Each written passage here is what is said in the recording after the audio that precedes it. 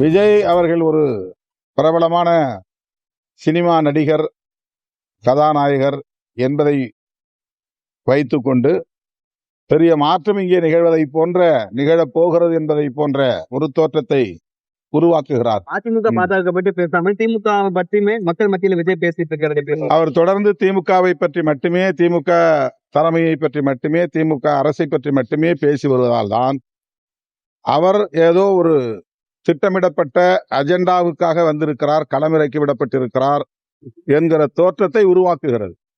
அவர் பொதுவாக பரவலாக தமிழக அரசியலை பேசினால் அவர் எதிர்காலத்தில் என்ன செய்ய போகிறோம் என்பதை குறித்து அவர் பேசினால் இந்த தோற்றம் உருவாகாது.